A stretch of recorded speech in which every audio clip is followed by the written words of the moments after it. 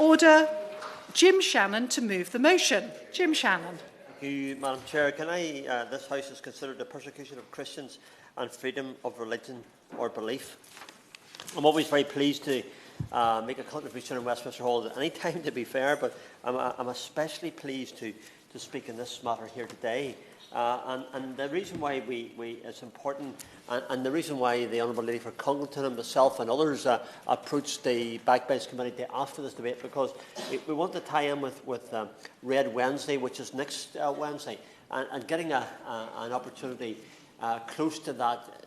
The opportunity was given us to the Backbench Committee to do this debate today, so really, really pleased. I'm very pleased to see members, right honourable members here today to make a contribution. I obviously want to start with declining interest as chair of the All-Party Parliamentary Group for International Freedom of Religion or Belief. In this capacity, I regularly voice, as others do in this chamber today as well, and outside of this chamber, the plight of Christians, those of other faiths and those of no faith, who suffer on the grounds of their faith or belief. In my work with the with the All-Party Parliamentary Group for International Freedom of Religion or Belief, I'm regularly edified and encouraged by seeing all faiths and beliefs work together to advance FoRB issues. Whether it's Christians advocating for humanists, whether it's humanists advocating for Muslims, or whether it's Muslims advocating for Sikhs, with the cross-belief support being a remarkable driver of change and solidarity in the face of persecution. I also believe, Madam Chair, that the issue of human rights and religious belief walk hand in hand together, because they're married in relation to what we're trying to say today. But this debate is specifically titled Christian Persecution, and I want to just speak of that if I can say. It's not to say, however, that we should shy away from the plight of persecuted Christians. I never will. And others in this chamber never will either. Against a backdrop of deteriorating conditions for many different faiths and beliefs, we must not and will not dilute the grave challenges Christians face worldwide. In 2015, the largest religious groups was those of a Christian faith, with 2.3 billion, or 31% of global population. In 2022, 360 million Christians experienced high levels of persecution and discrimination. That was in the year of 2021. That was an increase of some 20 million. Out of 190 out of 198 countries and territories in 2019 saw religious groups, especially for Christians, being persecuted in all of those. I think those are figures. I know you often, not you, Madam Chair, but we often look at stats and maybe just take note of the stats. But the stats, I think, prove the issue, which is why this debate today on Christian persecution and freedom of religion and belief is so very important. My remarks today and the remarks of others that will follow show that Christians face extreme levels of violent attacks. Mozambique, Democratic Republic of the Congo, Central African Republic, Mali, Cameroon, Burkina Faso, China, Russia, India, North Korea. I could name, Madam Chair, but I won't. I could name another 40 countries that could be added to that. They're just simply 10 out of the more than 50 countries where Christians suffer for their faith today. Such a scale of oppression means that it is therefore necessary to focus on one group in particular. And that's why they give the stats early on, and that's why the debate today is so titled. By having advocated for the freedom of religion for Christians, being safe in the knowledge of freedom of religion or belief for all will also improve. Because I'm a believer in that, Madam Chair. I believe by expressing this debate on behalf of Christians, my belief ensures that those of another belief, of another faith, will have the very same rights. And that's what I would hope to show through this debate today.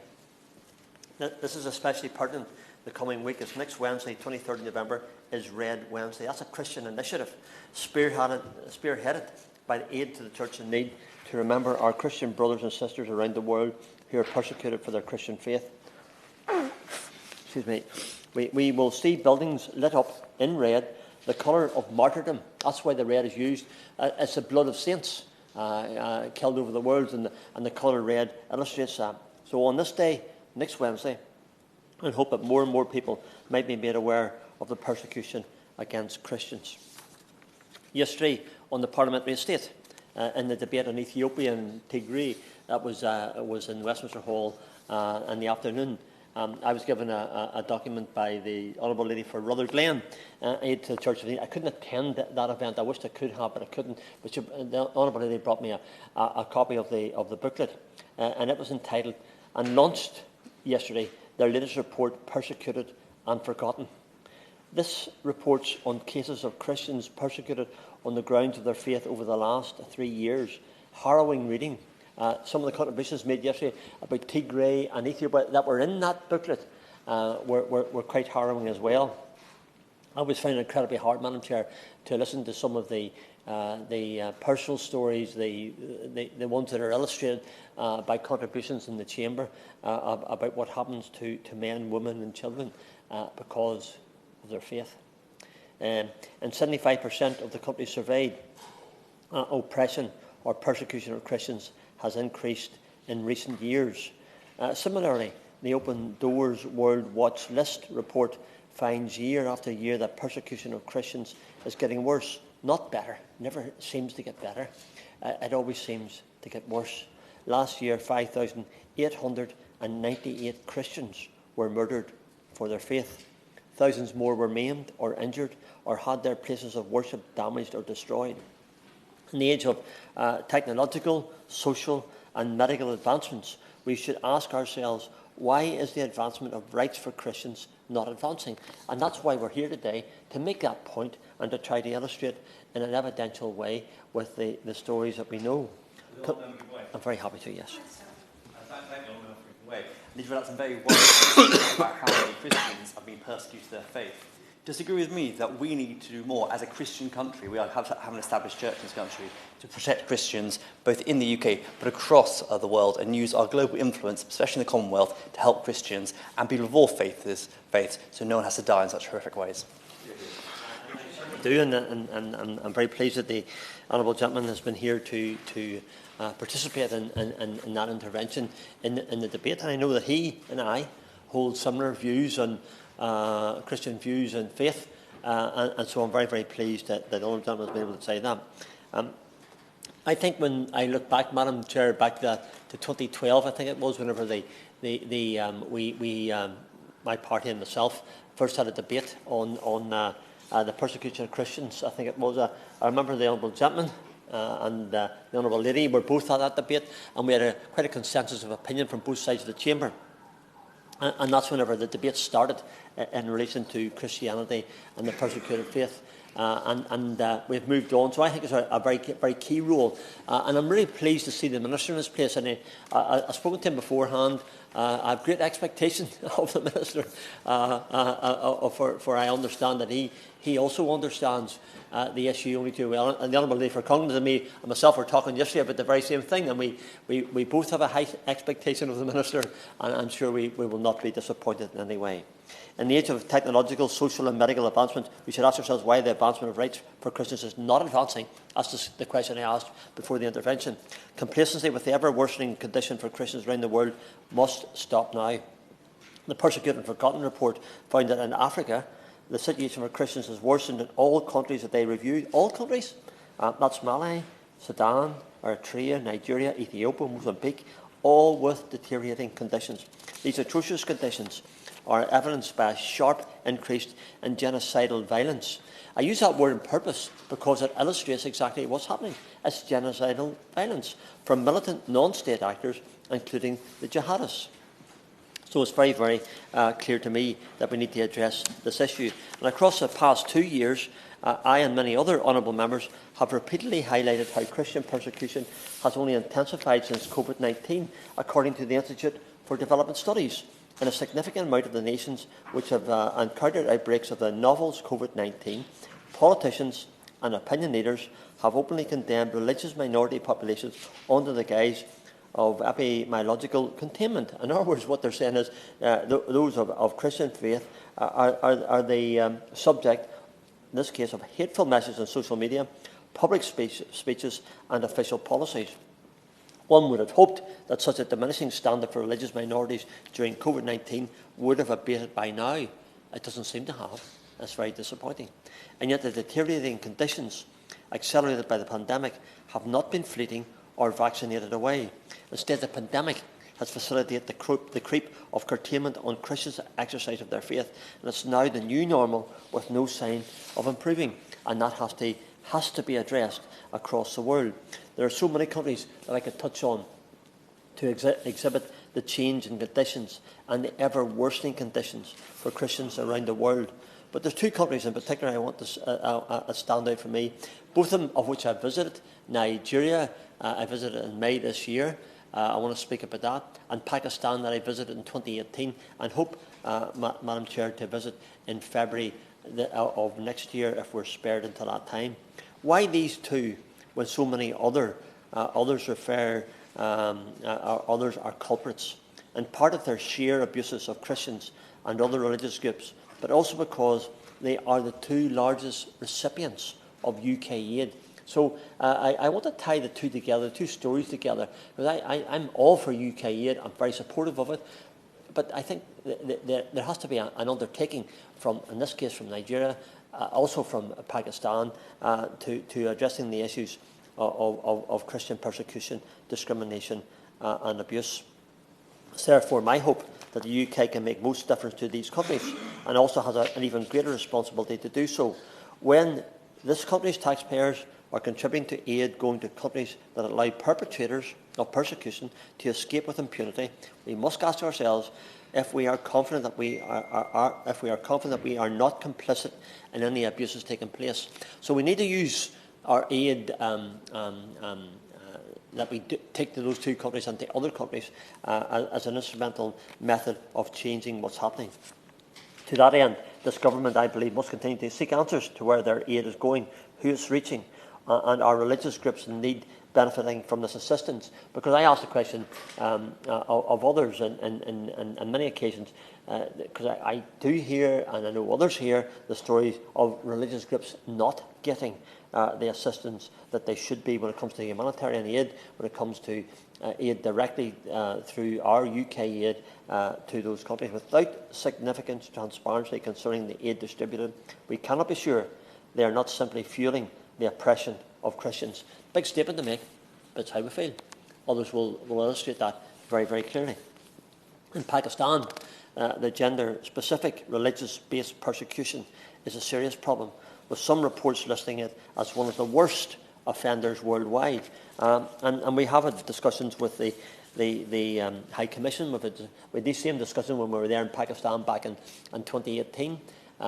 We did have meetings in relation to the blasphemy law. I want to make some comment about that later on. But we did choose to adopt an attitude in our last visit to Pakistan in 2018, where we thought if we had condemned outrightly the blasphemy law, we probably wouldn't get the opportunity to speak to the judges that we needed to get to speak. So we illustrated to them evidentially, and it's true, that those accusations of blasphemy are often malicious, vindictive and untrue. And that's what happened in the case of Isa Bibi. We met two of the three judges, two of them, of the three that we met, agreed that it was time to...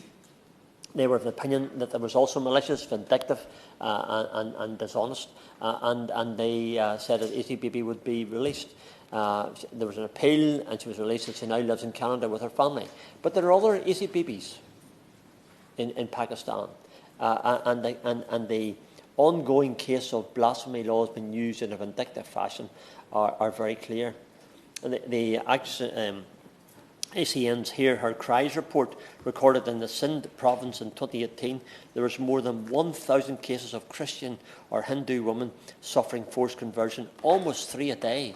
And more often than not, they're just young girls. Women also suffer from so-called forced marriage, which is not marriage at all. Not as you, Madam Chair, and I would see marriage as. But it's a rape of non-Muslim women, often under age 2. One high-profile case is that of Maria Shabazz, I'm pretty sure the honourable gentleman will speak about that. In 2020, aged just 14, she was abducted, raped, and forced to marry her abductor and then convert. Her birth certificate showed that she was underage, but Lahore High Court judged her to be legally wed, even though the law of the land said that was impossible. Since Maria escaped from her captors, she has been forced to stay in hiding, with repeated requests that the Home Office in this country grants her asylum. She is still waiting. I know that it's not the responsibility of the Minister, but I would make a plea, as others will, for Maria Shabazz to have her asylum request processed, and that she can settle in this country with the freedom that she has.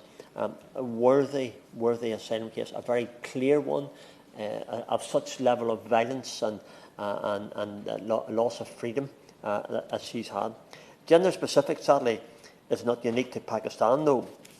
According to the gender-specific research released last year, there was a 31% increase in violence against Christian women and girls compared to the previous year, be that sexual, physical or psychological, with the latter two seeing the biggest increase in incidents. According to Open Doors, sexual violence can be overt, such as Christian women being abducted by Boko Haram, used as sex slaves, or it can be covert under the guise of forced marriage. For example, given the honour culture of many societies, sexual violence is often used to intentionally shame or stigmatise victims as well as their families and their communities, and the impact upon all the families is quite large and quite significant. Moreover, in honour-shame cultures like those found in India, many of the methods used to persecute Christian women and girls result in stigma. Indeed, this is often a key reason behind the very attacks. For example, rape victims are often viewed by society as sexually impure, making them vulnerable to rejection and limiting their future prospects. This only serves, I believe, to perpetuate a cycle of violence against Christians, making it increasingly more taboo to be a follower of Christ in this world, which I adhere to and which many in this chamber also do. Yet in Pakistan, gender-specific persecution is not the only challenge that Christians face. The ever-present threat of using the blasphemy law allegations and subsequent imprisonment or death have been used as a weapon against the Christians in Pakistan. Pakistan's infamous blasphemy laws continue to be leveraged to accuse Christians and other non-Muslims of insulting the Prophet Muhammad or the Quran. Those false accusations are slurs, but they're also malicious, they're also vindictive, and they're dishonest, and are often made to target Christians after an unrelated dispute. Many of the ones that I would be aware of, it's something to do with, many cases to do with land disputes, property disputes, or fallouts. And even a false accusation can lead to mob violence. Once again, such allegations can lead to Christians living in hiding for years afterwards, as Mia Shabazz is, with little hope of escape and closed avenues of asylum in the UK. Those avenues of asylum should be open and available to those who have been persecuted and discriminated because of their faith. Nigeria, visited in May. I'm very sad to say, Madam Chair, that the case in Nigeria, the state in Nigeria, hasn't changed at all. We had hoped that it would. We had some indications from government officials that things were advancing, but the reality is very different. In Nigeria, abductions, particularly of women and girls, are rife. Many of us will know, and they will all know, of the Chibok schoolgirl kidnapping in 2014. It made headlines when 276 mostly Christian girls were abducted by Boko Haram from their school. What hasn't made the headlines, however, is the reality of that. 8 years later, and over 100 of those girls are still missing. How hard that must be on the mums and dads and the brothers and sisters and all the families who want to know what happened to their sisters or their daughters. Regrettably, there are many cases of similar, albeit smaller scale, abductions, with girls still missing for years. We think of the wee lady Sharabu as well, who has been missing for 3 to 4 years. We had hoped that maybe something might come out of our visit back in May in relation to Leah Sharabu. That hasn't been forthcoming as of this moment. As long as these girls remain missing, we must ask this government, our government, my government, what are they doing to tackle impunity in Nigeria? And how can they be sure that the aid given to Nigeria does not fall into the wrong hands? I have great concerns, Madam Chair, as others will illustrate as well, that Nigeria is a cockpit of Africa. And if it goes wrong in Nigeria with a massive population, it can go very, very wrong for the rest of Africa. I know that that's something that the Minister takes particular interest in, and I'm sure in his response he'll be able to give us an update on where we are. In May earlier this year, I visited Nigeria along with other members of the APBG for International Freedom of Religion or Belief. And there, a main takeaway was that young people were ripe for radicalisation, facilitated largely by government corruption and a culture of impunity. If more is not done to stem the spread of jihad, we will, without a doubt, witness the same thing, genocide in Nigeria. Earlier I mentioned that some 5,898 Christians were killed last year for simply believing that Jesus is their Lord, which I find almost incomprehensible. Of these, 4,650 were in Nigeria. That gives you the idea of an idea of the size of the difficulties in Nigeria, and why this focus for me has been Pakistan and Nigeria. Yet again, this meant that more Christians were murdered in Nigeria for following Jesus than the rest of the world combined. Wow, that's a big stat to take in and be aware of. Yesterday, Bishop Jude from the Ondo State in Nigeria visited Parliament. He's the bishop in the diocese where earlier this year, on Pentecost Sunday, mere days, 7 days after we visited the area, Catholics were massacred during a church service in St Francis Church. Bishop Jude described how young children were shot through the head by Islamists. The amount of pain and suffering that such attacks inflict upon Nigeria's population is unimaginable, and yet their faith still remains, which is an incredible test of faith, but it also tells of the faith that they have. And what of the international community's response? In November 2021, the US removed Nigeria from its list of countries of particular concern, and it still has yet to redesignate it as such. I would ask the Minister, if possible, has there been discussions with the USA and so that Nigeria can be reinstated on that list, where quite clearly they should be, and the USA of all countries should be doing that. The reasons for removing this designation has remained somewhat unclear, especially in light of such severe violations of freedom of religion or belief. And although this government condemned the attack, it also expressed, in response to a written question on the matter, the root causes of violence are complex, and in the case of intercommunal violence, frequently relate to competition over resources, historical grievances and criminality. But I don't deny for a second that it's not a complex issue, and the compounding difficulties at the backdrop of the insecurity in Nigeria. But we must stop, I believe, Madam Chair, kidding ourselves that competition over resources, commonly attributed to climate change, is a greater cause for such violence and killings than just pure, unabated, violent hatred of Christians. The Islamic extremists in Nigeria could have massacred people in the street or in a government building, but they didn't. Instead, they shot, they killed, and they maimed Christians. They specifically targeted. The distinctly religious-based nature of the conflict should not be dismissed. Scarce resources do not shoot worshippers through the head, extremists do. The rise of extremism is not unique to Nigeria, and according to the Aid to the Church in Need latest report in June 21, fighters belonging to Islamic State in the Greater Sahara executed 5 Christian civilians, seized at a roadblock between Gao, Mali, and Niamey in Niger.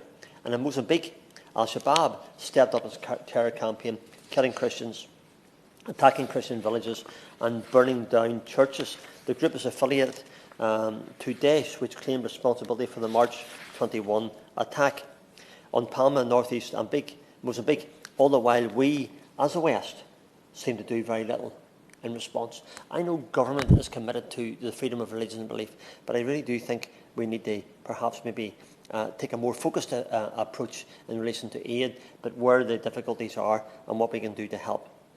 So what can we do to stem the flow of violence, persecution, oppression, and even genocide against Christians? Well, I have some suggestions to the Minister, suggestions for Her Majesty's Government, for my government.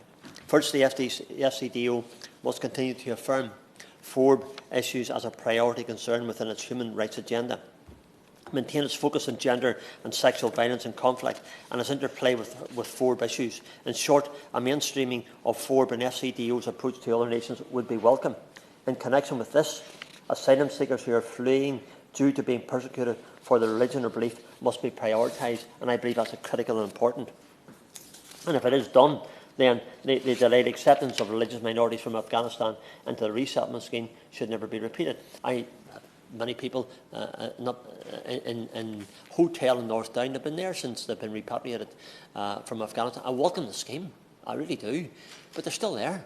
Let's be a system where the people can get out, where they want to work, they want to be settled, and things are getting back to some normality as much as possible. Similarly, utmost efforts should be made to enable religious minorities to make asylum applications, so as often they face more barriers than others in this process.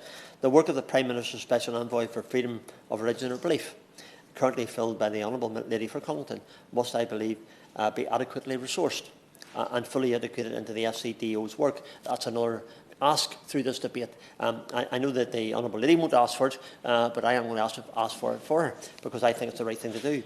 Amplifying the concerns of Christians worldwide is all well and good, but we need to be sure that the FCDO is listening and taking action in response. So if that was incorporated within the FCDO, I really believe that would be a very massive positive step. I'd also like to suggest, Madam Chair, as developed in a debate only a few weeks ago, that His Majesty's Government does more to encourage the abolishment of the death penalty or life sentences for the charges of blasphemy. This is one small change that can make a tangible difference for so many Christians in multiple countries. Encouraging states to ensure rule of law and not tyranny by Sharia courts is fundamental to this end. It is wholly unacceptable for a state to constitutionally have no state religion and yet have Sharia law prevail amongst its court system, as it does in Nigeria, as it does in other countries as well.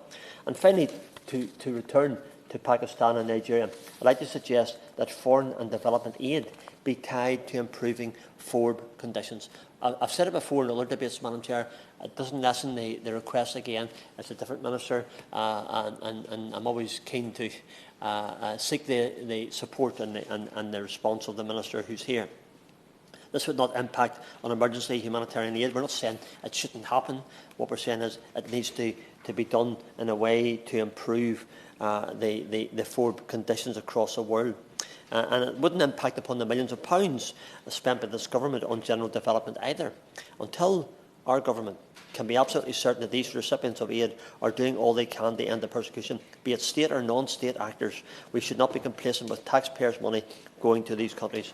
But I want to end on a positive note, and this is my last word at this moment in time, Madam Chair. In the Gospel of Matthew it says, "Blessed are those who are persecuted because of righteousness, but for theirs is the kingdom of heaven."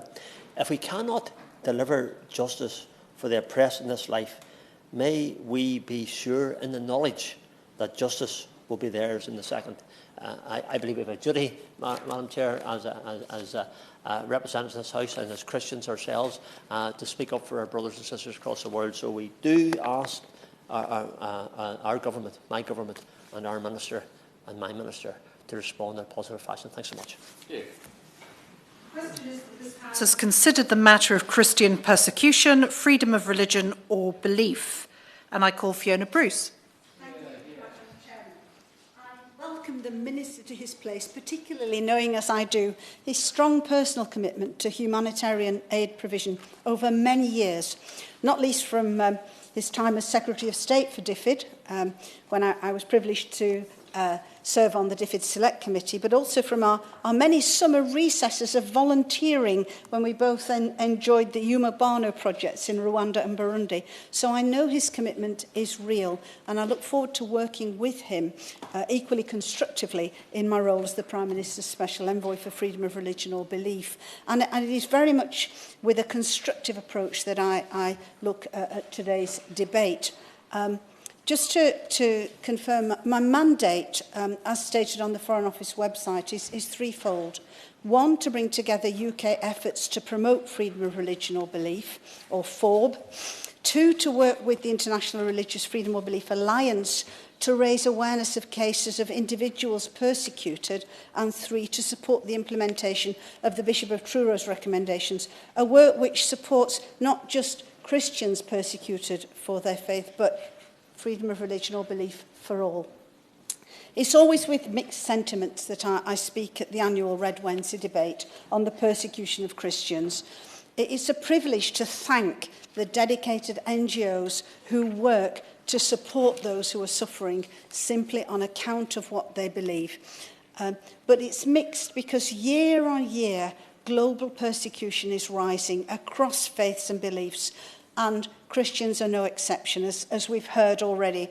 In the report published yesterday by Aid to the Church in Need, Persecuted and Forgotten, this highlights the increase in persecution and notes that Christians are the most widely persecuted faith group in the world. But it is encouraging, however, that governments across the world are increasingly recognising the importance of engaging with freedom of religion or belief as a means of promoting world stability and security. And indeed that across the world, more and more people and organisations are working together. Newly appointed envoys from different countries, ambassadors for freedom of religion or belief, academics, experts, NGOs, countries, people at the UN, the Special Rapporteur, working collaboratively together globally. May I give one example? This month, the countries in the International Religious Freedom or Belief Alliance are campaigning against the blasphemy laws, including the death penalty, which penalises people simply for practising their faith. And we've timed this to reinforce work led at UNGA, calling for a global moratorium on the death penalty. And it's also encouraging that the International Religious Freedom or Belief Alliance, which I have the privilege of chairing this year, it's now grown to 42 countries. Started only formally in the spring of 2020 with a handful of countries, and yet now, almost every other month, countries are joining. Our collective voice is far louder than our individual voices alone. And so it's being increasingly recognised that religious differences are the cause of much of the violence and terror across the world today, and in turn of insecurity and poverty. Something I hope the Minister new to his post will also recognise, and not least with regard to what's happening in Nigeria today, and that we must engage with that, including on decisions regarding humanitarian aid spend. This week, Bishop Jude of Owo State in Nigeria is visiting the UK. It was the church in his diocese, St Francis Xavier, where 40 were killed on Pentecost Sunday, the youngest 2 years old. He described for us yesterday the scene of carnage which met him as he entered his church. Tragically, however, that was not an isolated incident. Right across so many states in Nigeria today, Fulani jihadists, Islamic extremists, are kidnapping, ransoming and killing clergy, abducting school students, forcibly converting, that's raping and marrying Christian girls, seizing land, obliterating villages, killing whole communities and then renaming their land, dispossessing thousands who flee to live in informal IDP camps. And these aren't camps with UN support, these are often camps supported by NGOs, and where hunger, thirst, lack of shelter and fear are rife. I heard just this week of how 2 teenage boys who were hungry risked leaving the IDP camp to try to fish for food. Their bodies were returned. Their heads had been split open like melons with machetes. Time precludes more accounts of the multiple atrocities currently happening in Nigeria today. But if I may, I will send to the Minister documentation that I've received for this debate, including from Dr. Richard Akabi of the University at Lagos, from ACN, from Baroness Cox, from Open Doors, and from the Director of Advocacy at Open Doors, Dave Landrum, who visited just 2 years ago and tells me atrocities are not just happening daily, they're happening hourly. And this cannot just be explained through climate change and a fight over grazing land. As Dr. Landrum told me, He says it's happening now in the forests and in the jungles. And the kidnapping of the Chibok schoolgirls in 2014 had nothing to do with a fight over land, nor the thousands of school children like Leah Sharibu since abducted, ransomed or disappeared. As Bishop Jude told us, the massacre at St. Francis Catholic Church, OO, has nothing to do with climate change. We need to recognise, and I implore the Minister to do so today, that religious differences have everything to do with this violence and indeed are the key root cause to the atrocities occurring in so many states across Nigeria today. Aid to the Church in Need state. In Africa, the state of Christians has worsened in all countries reviewed amid a sharp rise in genocidal violence from militant non-state actors, including jihadists. I would be grateful if the Minister would meet with me and others to discuss how we can address this. Addressing religious differences now needs to be a priority in our decision-making regarding this. ODA bilateral spend in Nigeria in 2021-22 was over £100 million. Other governments are recognising the importance of promoting religious cohesion and putting real funds behind their commitment. And that's why I say I want to be constructive in making some suggestions.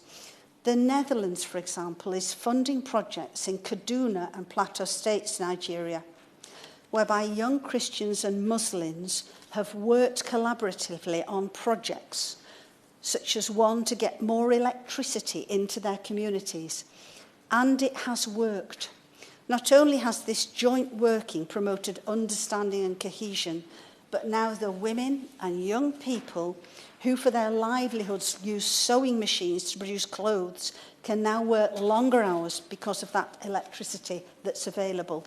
Just one of many such projects where joint working across religious communities can build trust. How can the UK engage in this way? And it is vital. Nigeria is a huge country, over 200 million. And because of the violence there, many young people are feeling increasingly disengaged and futureless. Time and time again, I've warned of how, if the UK, whose voice still, Bishop Jude tells me, commands huge respect there, indeed he said the most of any other country internationally, if we do not engage, he says, and others have said, then millions of young people who feel they have no future in Nigeria will seek to travel here. And the devastating impact of that flood of potentially millions of migrants will overwhelm the countries in between, such as Niger, a point that cannot be overstated, indeed was mentioned to me strongly by a Member of Parliament from Niger when I met him here last month.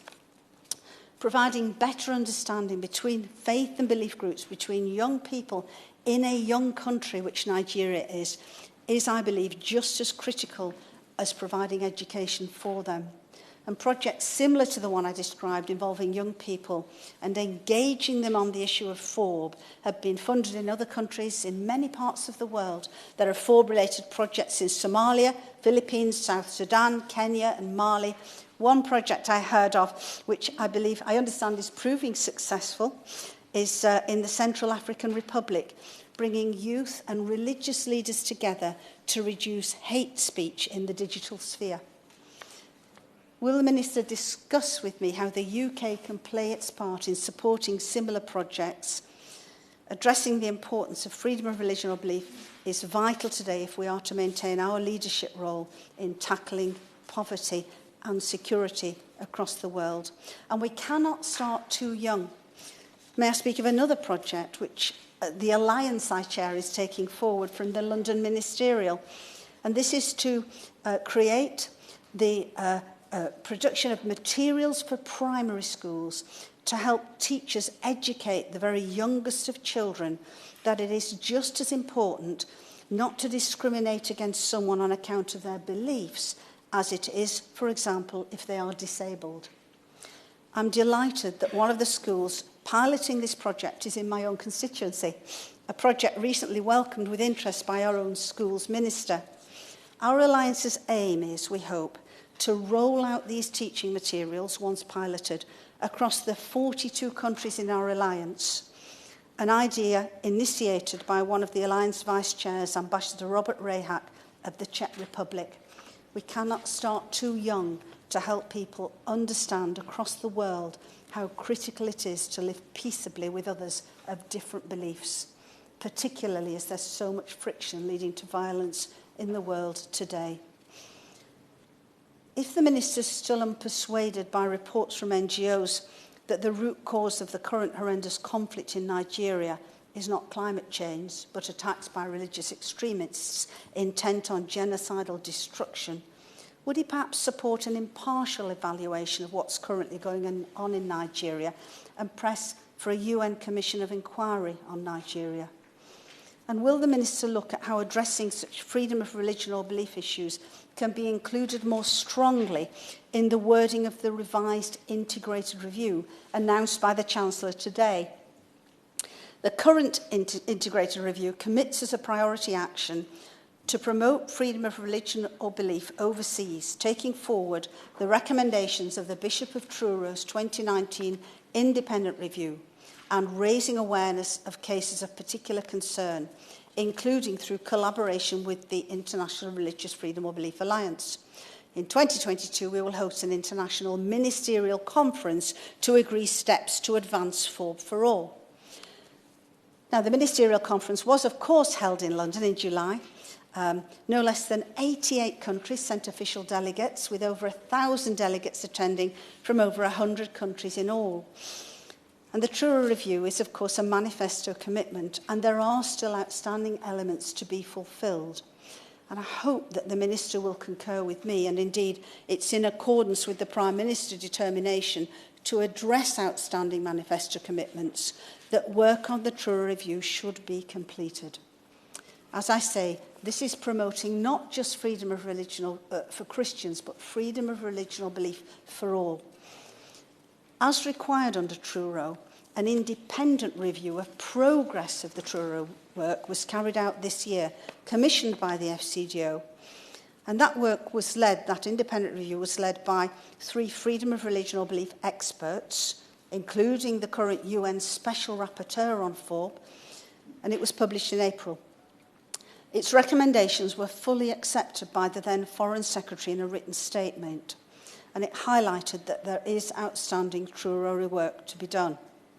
It included as a key recommendation the production of a comprehensive operational action plan to aid, and I quote, a more integrated policy approach to mainstreaming FoRB in the FCDO and, quote, informing multilateral and bilateral level engagement.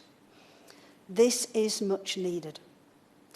The experts highlighted that work on FoRB in the FCDO would benefit from, I quote, more connectivity amongst those in the FCDO pursuing FoRB activities. I agree. It is now well over 6 months since that experts' review was completed, and action on the comprehensive operational action plan needs to be taken forward.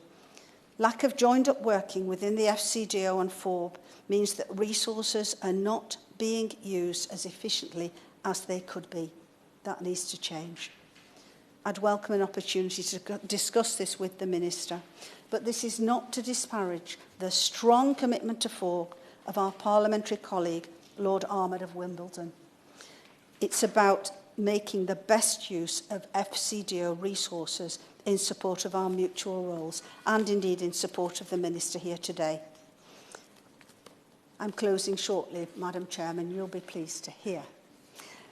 We also need to be bolder and better at raising awareness of specific cases of concern. At the end of the day, the whole point of advancing freedom of religion or belief is to make lives better.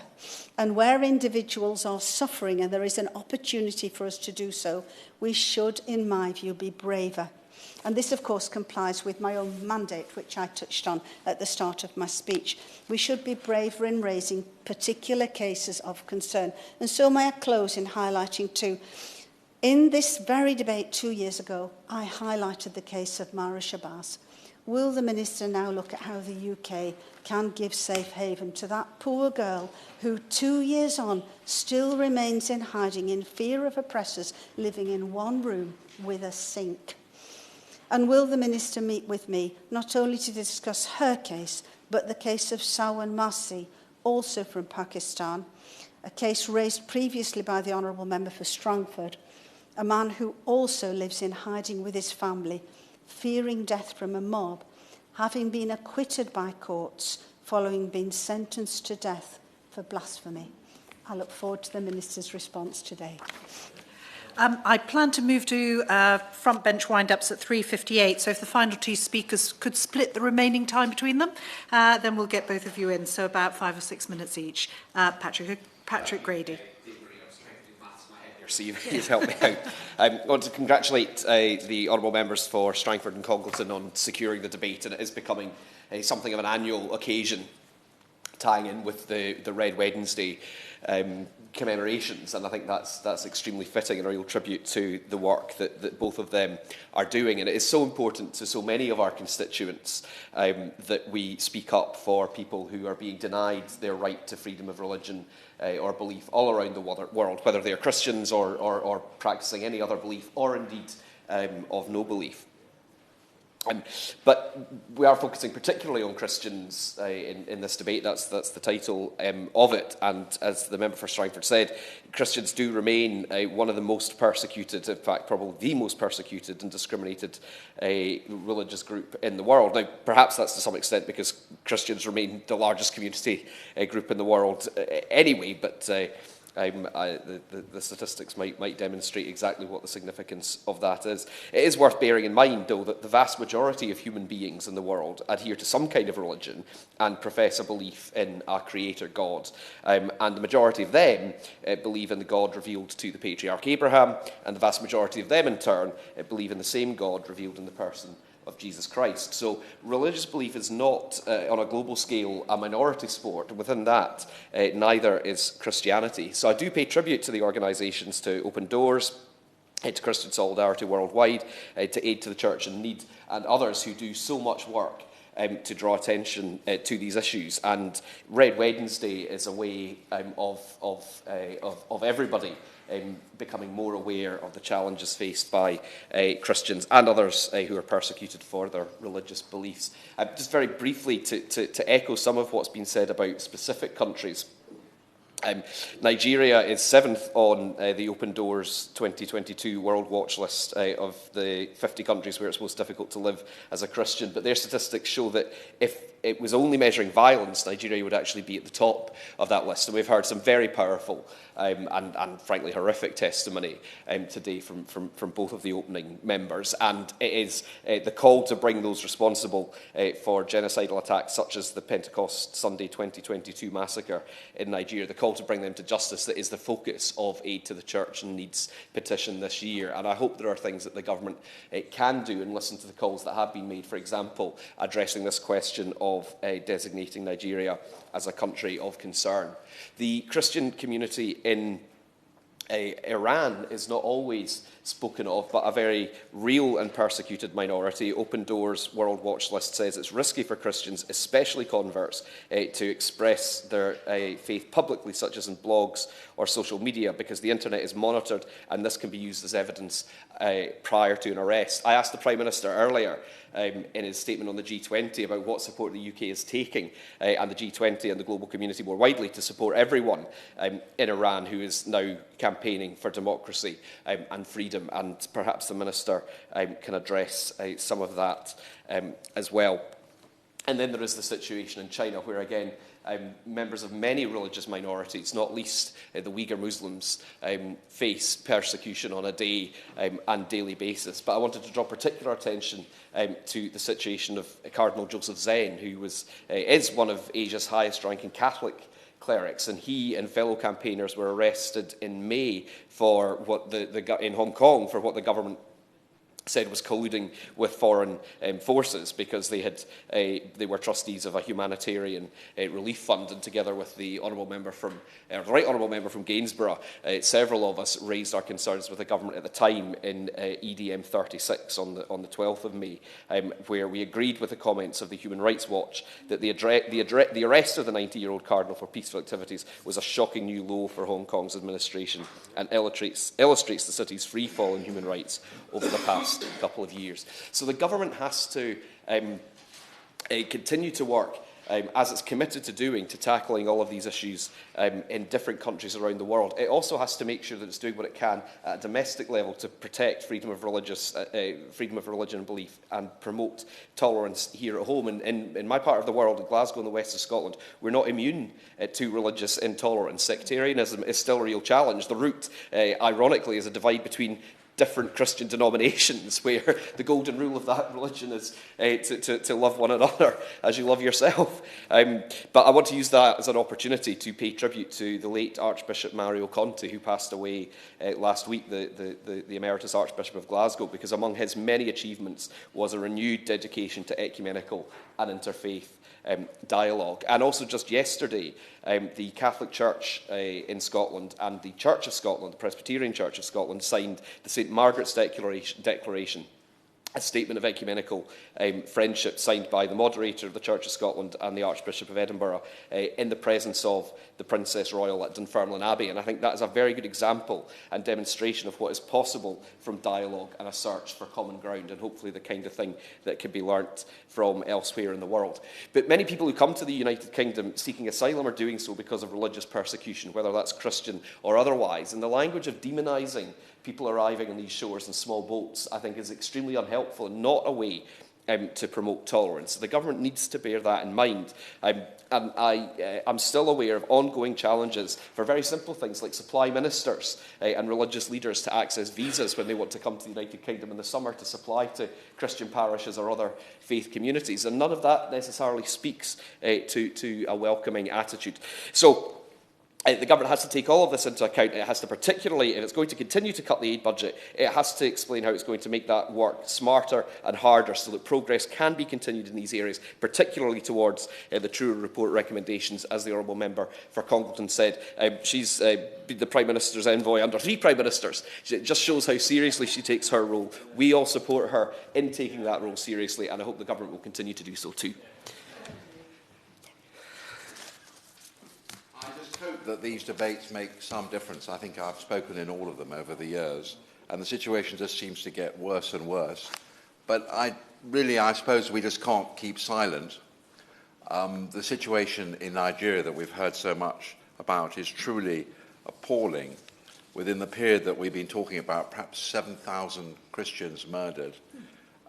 We keep referring to it, and I suppose there's a degree of hopelessness about what we can do, but should we feel hopeless? Because we've got the minister here now who has spent a lifetime of commitment to helping people in the developing world. And we do have influence because of our very large aid budgets.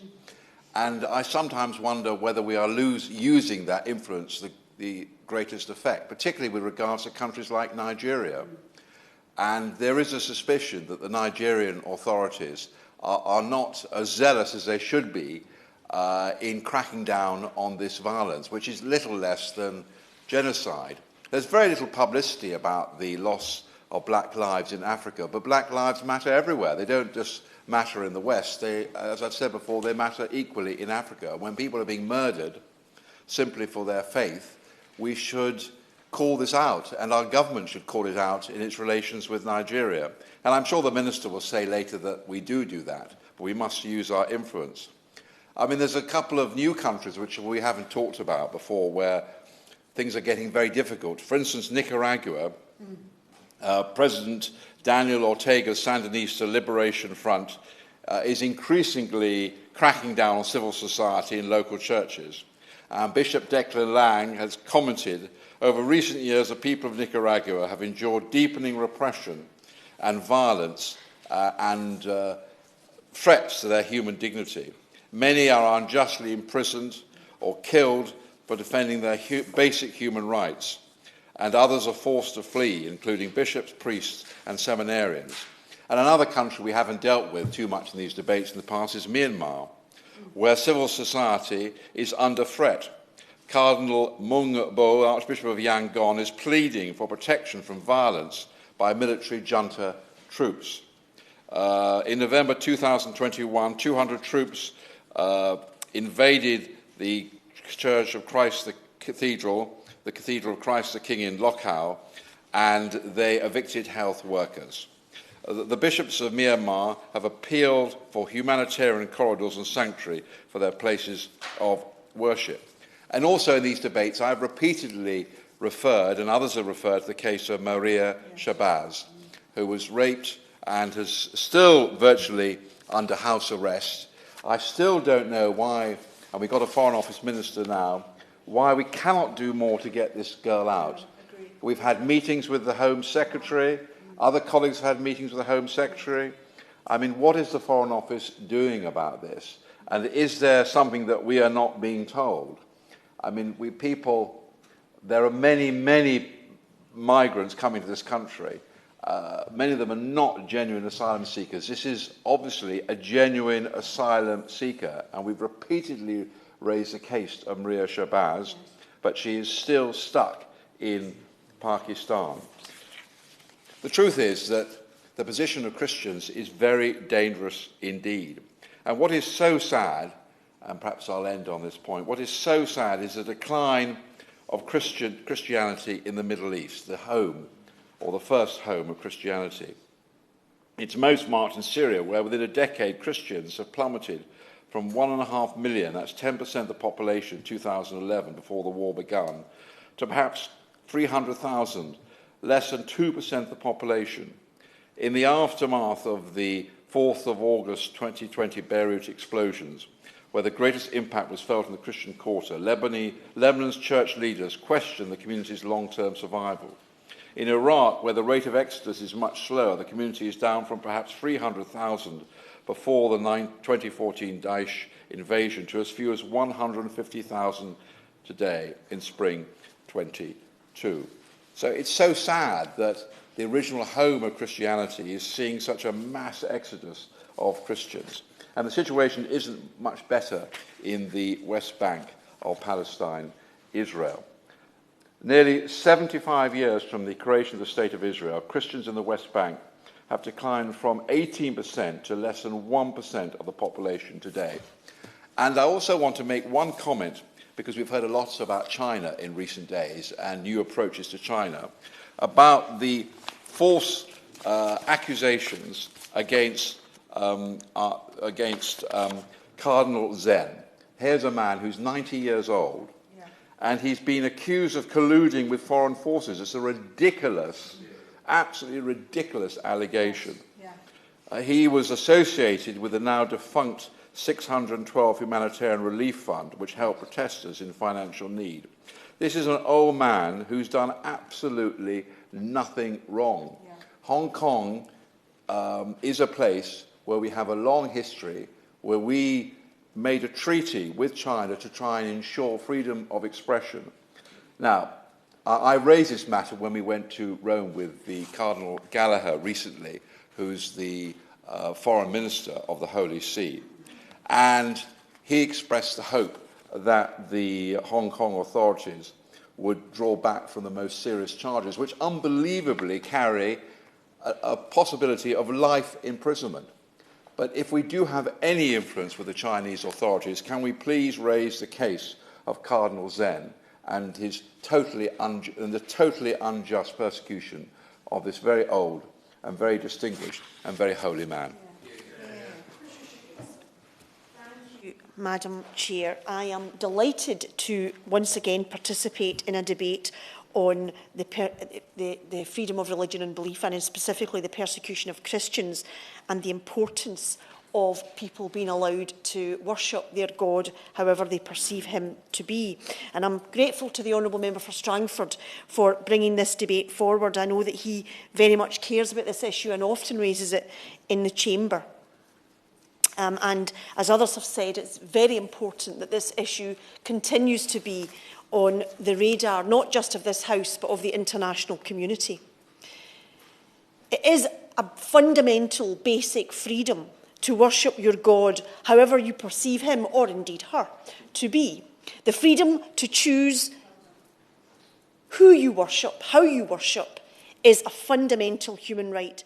And the nations which persecute those for their Christianity or the following of any religion to which the leaders of a particular nation are hostile, the nations which turn a blind eye to the persecution of a number of its citizens based on the faith they follow, are nations, we have to remember, which also tend to impose or sanction other human rights breaches as well.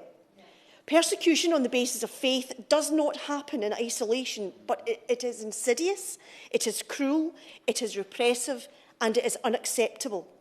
It often goes hand in hand with the repression and the subjugation of women. Forcing people to adhere to a particular set of religious belief is often little more than a means of control, which is why those who choose to subscribe to a minority religion in repressive states are considered by those leaders to be dangerous and subject to persecution. If not carried out by the state directly, then the state sanctions it. And you often find that the means of control, forcing people, even if it's only outwardly, to subscribe to a particular religion, taking the form of making an offence to insult the dominant religion, as happens in Nigeria, as we've heard, making blasphemy a crime punishable by death. The days of preaching to convert people the old-fashioned way is clearly not used in such states. Indeed, blasphemy laws, as the Honourable Member for Strangford has told us, are too often manipulated to settle petty scores. Alternatively, people are forced to subscribe and defer to a particular religion or die as a result of some perceived act of blasphemy. That seems to be the choice that many are faced with in such regimes. In this day and age, from the comfort of the West, we can scarcely imagine just how horrific living in such a place must be if you're a Christian, the most persecuted religion in the world. And the US Commission on International Religious Freedom reported 732 blasphemy-related incidents across 41 countries in the short time between 2014 and 2018. 4 of the 41 countries accounted for nearly 80% of all reported incidents of mob activity. Pakistan, Bangladesh, Nigeria, and Egypt. Any international engagement by the West with such states must take place under the shadow of violence and oppression that they perpetrate. And it is on that basis that any engagement must make clear, free nations must make clear they will not tolerate religious oppression of any kind and use every diplomatic and other lever at our disposal to challenge and counter this wherever it exists. I note the comments made by others that Nigeria tops the list of the most violent persecution of Christians, and all free and democratic members of the international community must have that information in the forefront of their minds in any dealings with Nigeria or any such state, and take concentrated and concerted action to challenge and tackle this, because hand-wringing and finger-wagging is not working. Nations from Myanmar to Nigeria, Kashmir to Ethiopia, Afghanistan to Somalia, from India to Pakistan, Saudi Arabia to Iran, at least 360 million Christians have experienced high levels of persecution and discrimination this year alone. 20 million more than in 2021. So persecution of Christians is growing, it is not decreasing. Every day, around 13 Christians are killed because of their faith. Every day, 12 churches or Christian buildings are attacked. Every day, 12 Christians are unjustly arrested or imprisoned, and another 5 are abducted. The problem is getting worse. And I wish to pay particular tribute to the hugely important work of the charity Open Doors, which works tirelessly to support persecuted Christians around the world, as well as shining a much-needed light on this persecution for the international stage, so that this horror is not forgotten by members of the international community which values freedom. But Open Doors reminds us that the World Watch List, the annual accounting of countries guilty of the most persecution of Christians, is not really a list compiling oppression, but perhaps upliftingly. It is a list of resilience, of those who hold true to their faith in the face of the greatest and gravest of danger. Freedom of religion or belief is codified in international law, and 41 years ago, in 1981, the UN General Assembly adopted a resolution proclaiming the Declaration on the Elimination of all forms of intolerance and discrimination based on religion or belief. But despite that declaration, much more needs to be done by the whole international community, and of course I include the UK government in that, to support freedom of religion or belief around the world. There must be no more important missed opportunities, because sadly, it seems that the 2022 International Ministerial Conference on Freedom of Religion or Belief, which took place in July in London, has a legacy of diplomatic fallouts, but not much more than that we've been pushing for today. I will indeed. Project of producing or creating education materials for primary schools, which was one of the issues talked about at the ministerial. That is actually one of about 7 streams of work that the Alliance is taking forward after the ministerial, when we analysed ideas and suggestions there. Obviously, it will take us some time to bring forward the fruit of that work, but I do hope in 2023 that will become apparent. I thank you, Honourable Lady, for pointing that out. The push for greater recognition of the freedom of religion or belief will never be solved by one conference. I think we all recognise that. The problem is too ingrained, it's too great, sadly. But it could have been perhaps a more significant step on this important path. But I take the point the Honourable Lady is making about small steps are steps nonetheless. To make sustained and meaningful progress on this important issue, we need the international community in the West, where we believe in freedom, to engage in an ongoing and evolving mission. We need to be braver about challenging those repressive nations who persecute their own people for worshipping their own God. We need to be willing to confront this on the international stage at every opportunity. For any state, for any government, for any person to attempt to interfere with or persecute someone on the basis of what God a person chooses to worship is unacceptable. Every nation which believes in freedom should say so and should be unafraid to do so and stand up for those who are oppressed. That is their moral obligation and their moral duty. If we don't stand up for freedom, what else will we stand up for? Thank you very much, Ms Miller, and it's a pleasure to serve under your chairship this afternoon.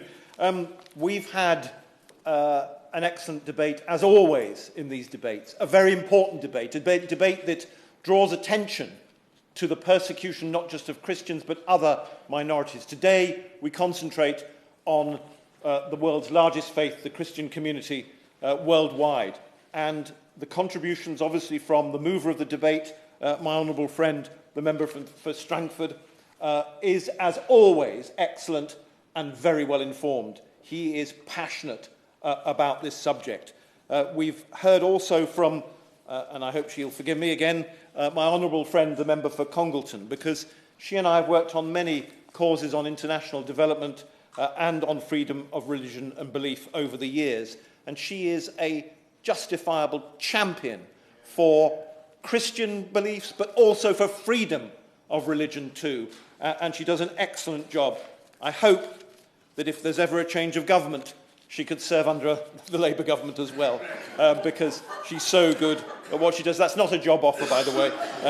I don't have the right to do so, but she really is a credit to this institution. We then heard from the Honourable Member for Glasgow North, who typically made an excellent contribution, as he always does, and then for the Honourable Member for Gainsborough, once again, who is a champion for this cause. And I'm grateful to the Honourable Member for North Ayrshire and Aaron for winding up for the Scottish National Party. As always, it's excellent that the Honourable Member for Strangford has secured this timely debate, as well as, of course, praising his tireless work on the issue. The persecution of Christians contributes a huge amount to the overall religious oppression that we sadly still see across the world today. 360 million Christians, that's the number that I retrieved at least, face extreme levels of persecution, the greatest number on record ever, as the Honourable Gentleman for Strangford pointed out. Now, whilst of course this impacts everyone in Christian communities, this oppression also includes gender-specific religious persecution, as the SNP spokesperson pointed out, and as indeed the Honourable Member for Congleton said. Because the persecutors, as we know, often target women, particularly from Christian minorities, in a bid to destabilise the whole of their community. Now, as we approach White Ribbon Day, which looks to draw attention to the ongoing violence against women and girls, it's vital, I think, that we work within the international community, using our diplomatic influence to tackle those countries that view Christian women and girls simply as sexual objects and vehicles of shame.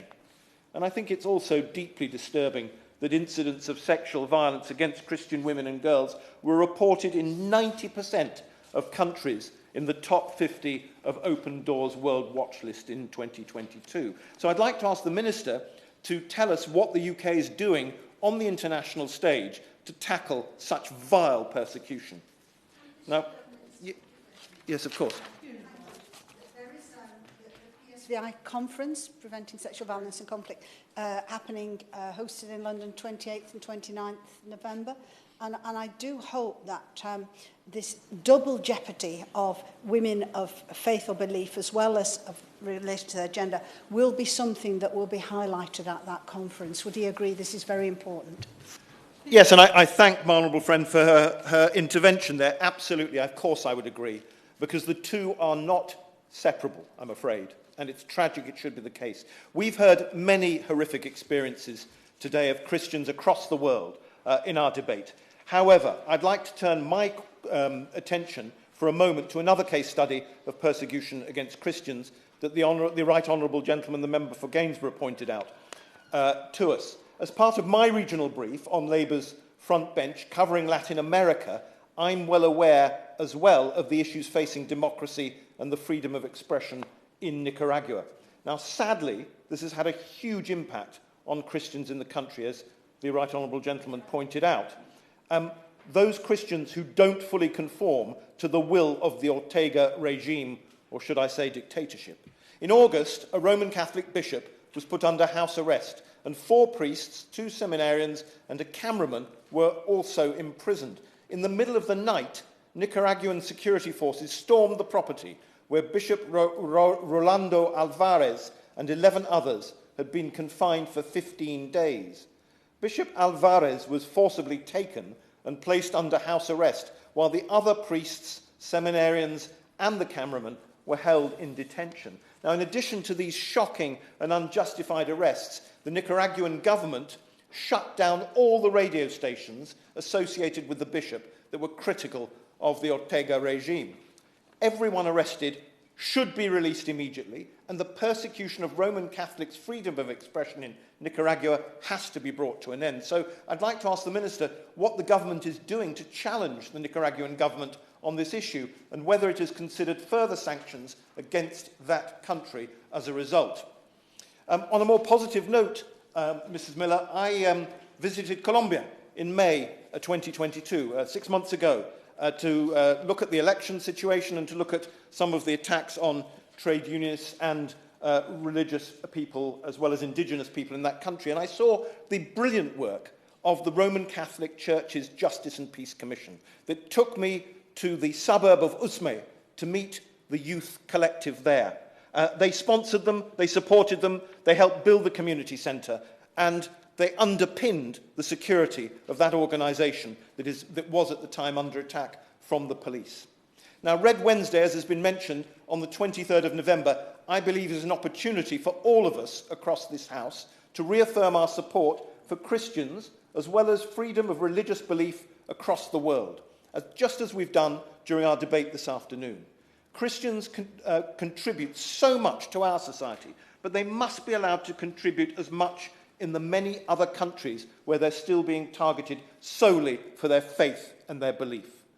I'm so proud, Mrs. Miller, to represent Leeds North East, where we have an extremely diverse community made up of Christians, Jews, Buddhists, Muslims, Sikhs, Hindus and atheists, as well as other minority religions. We are culturally, morally and spiritually richer for this mix. And so it's only right, I believe, that we play our part in trying to ensure that communities in other countries across the world can exist in such great harmony.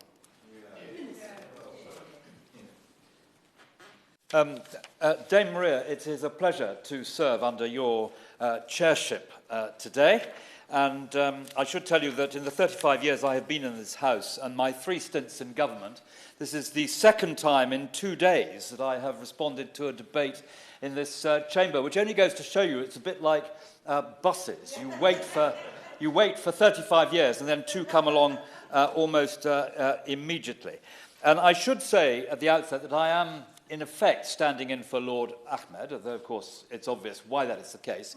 He is the minister who, as a number of people have said, has very considerable knowledge and has worked extremely hard on this issue, and I know that he will read our debate with the greatest possible interest. I want to thank my honourable friend, the member for Strangford, for securing this debate and commend him for his long-standing commitment to freedom of religion or belief for all. And his speech today was littered with the wisdom and authority which he commands in the House and is much respected across the House for what he has to say. I think he ended his remarks by looking at the Gospel according to St. Matthew, and our debate was enriched by that contribution. I would also like to thank the All-Party Parliamentary Group on Freedom of Religion or Belief, which continues to raise awareness of this human right to parliamentarians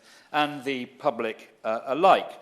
The shared passion across this House to protect freedom of religion or belief is clear, warranted, and to be warmly welcomed. And I will try to respond to the various points which have been raised during the debate and to highlight the UK action in respect of that. And perhaps at the outset I could say, I'm going to come to the comments towards the end of my remarks, but I should say to the honourable gentleman for Leeds North East that I thought he spoke for the entire House in what he said to us today. And he praised my honourable friend for Congleton. Indeed, he didn't quite offer her a job, but he very nearly did. And he was saluting her ecumenical approach politically, and the whole House will agree with that. He urged us to use our diplomatic influence to stop persecution, and we most certainly are and will. And on his point about Colombia, I should say that one of the other Foreign Office ministers will shortly be there and will be able to amplify and emphasise the cross-party approach that we are taking. Now, it is fitting that this debate falls just ahead of Red Wednesday, a day to stand in solidarity with persecuted Christians, and the Foreign Office will demonstrate our support by lighting our building in red. And we have noted the report from Aid to the Church in Need, released yesterday, and we will study its findings closely. And I want to pay a particular tribute, Dame Maria, to Justin Welby, the Archbishop of Canterbury, for the work that he does standing up for persecuted minorities, and including the work that he does on development, where he speaks with unique authority about our moral duty to the poorest and the least well off. And perhaps in the same spirit as the honourable gentleman opposite, I can express my admiration and praise for the faith communities across Birmingham who work so impressively together and to great effect and success, and also for the enormously good and constructive contribution we make from the royal town of Sutton Coldfield to these important issues. And we have in the royal town the Bishop of Aston, who makes such a contribution, and as I say, who resides in my constituency. This government believes, Dame Maria, as I know this House believes, that violence against any person because of their religion or belief is wholly unacceptable. Although this debate particularly highlights the plight of persecuted Christians, we do not forget or in any way diminish those persecuted for holding other religions, beliefs, or no religious beliefs at all. This government is committed to championing freedom of religion or belief for everyone, something enshrined in the Universal Declaration of Human Rights and in our own organisational values. My noble friend, to whom I've already referred, the Minister responsible for human rights, Lord Ahmed, continues to work very closely with the Prime Minister's Special Envoy for Freedom of Religion or Belief, my honourable friend for Congleton, to deliver precisely on that commitment. And we demonstrated the depth of our commitment this summer by hosting an international ministerial conference bringing together over 800 faith and belief leaders, human rights actors, and 100 government delegations to agree action to promote and protect these fundamental rights. And as a result of the conference, 47 governments, international organisations and other entities made pledges to take action in support of freedom of religion or belief. In addition, Dame Maria, we are pursuing 3 broad strands to advance freedom of religion or belief and to tackle the associated human rights concerns. First, we are working through multilateral bodies. Second, working directly with states to encourage and support them to uphold their human rights obligations. And third, through our continuing work to implement the recommendation of the Bishop of Truro's 2019 review.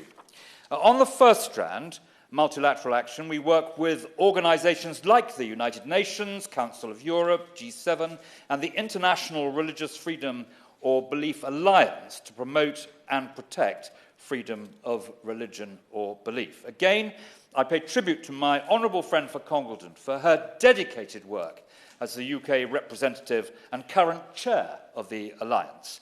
Under her leadership, participation has grown to 42 countries, as was mentioned earlier today, and I welcome the joint statements recently issued by the Alliance on concerns related to Ahmadi Muslims, Jehovah's Witnesses, Baha'is, Ukraine, Nicaragua, and Nigeria, on which I will have more to say if time permits in a minute.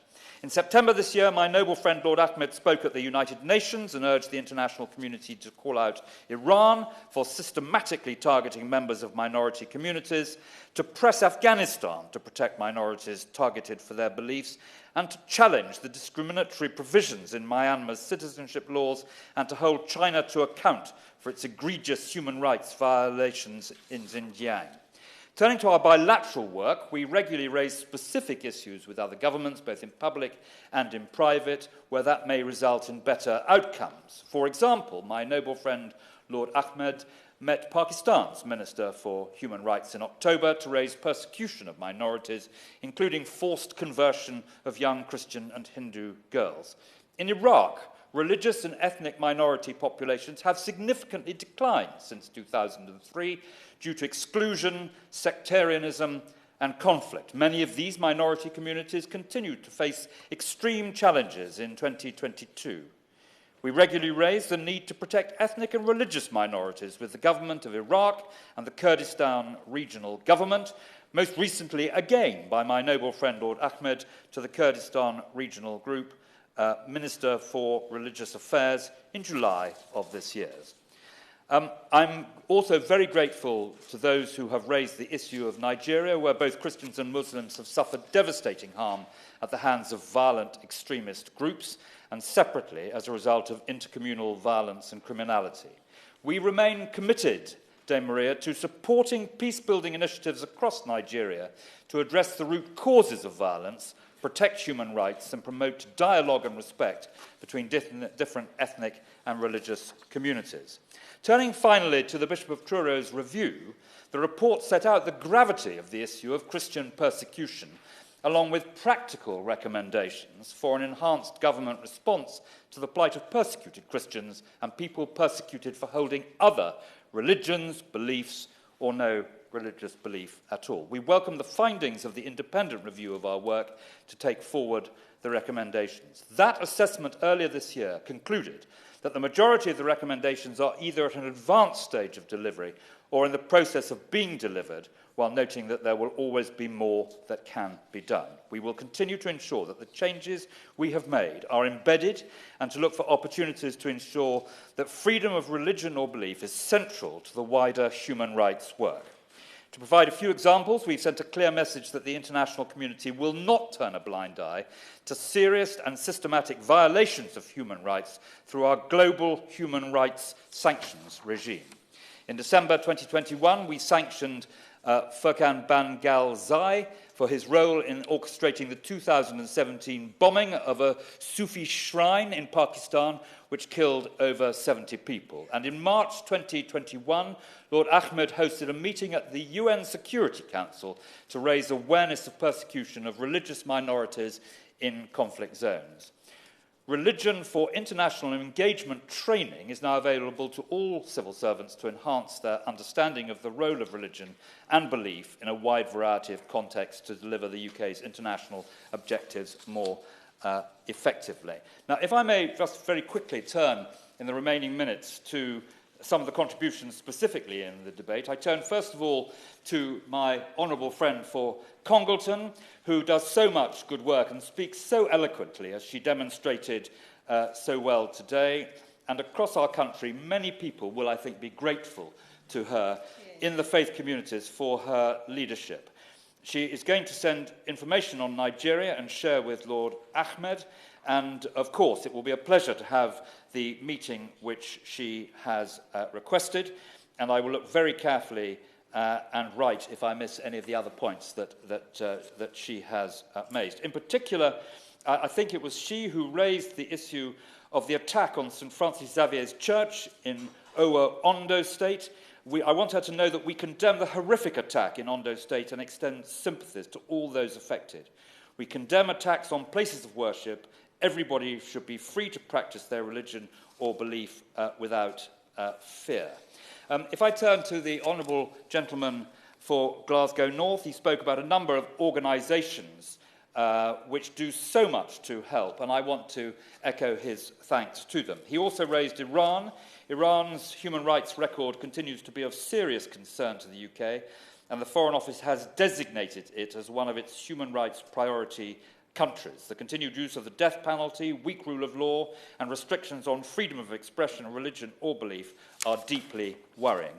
My right honourable friend for Gainsborough spoke with his very great experience, but lugubriously, I thought today, and asked us to use our influence to greater effect in Nigeria. I will be going there before much longer, and I will raise the points that he made directly. He also, as did the honourable gentleman, raised the issue of Nicaragua. Reports of harassment and detention of members of the Catholic Church in Nicaragua are of enormous concern. Freedom of religion or belief is a universal human right, and we have made it clear there that they must be protected. He also raised the issue of aid to the Church in Need's petition to grant Myra Shabazz asylum. I'm very conscious of this case, I can tell my right honourable friend, but I know that he will accept that I must be very careful in commenting in this way on in public on matters where individual cases or individuals and their families' lives could be put at risk. But I want him to know that I'm deeply conscious of the point which he raised. And he also raised the point about Cardinal Zen. We will certainly continue to make representations. We are following the cases of pro-democracy figures who face charges in Hong Kong including Cardinal Zen very closely, and officials from the British Consulate General in Hong Kong attend local court hearings for cases related to a number of rights and freedoms and issues, and will continue to do so. The Honourable Lady for North Ayrshire and Arran directly addressed in forthright terms the evil of persecution and the various ways in which these evils are pursued and delivered, and she spoke about open doors, for which we are extremely grateful. To conclude, as a long-standing champion of human rights and freedoms, the United Kingdom has not only a duty, but also a deep desire to promote and defend our values of equality, inclusion and respect at home and abroad. I can assure the members here today that this government will do just that. We will continue to raise awareness of all persecution and to defend the right to freedom of religion or belief for everyone, everywhere. The question is that this House has considered the matter of Christian persecution, freedom of religion or belief. As many as are of that opinion say aye. Aye. To the contrary, no. I think the ayes have it. The ayes have it. Order, order. The sitting stands adjourned.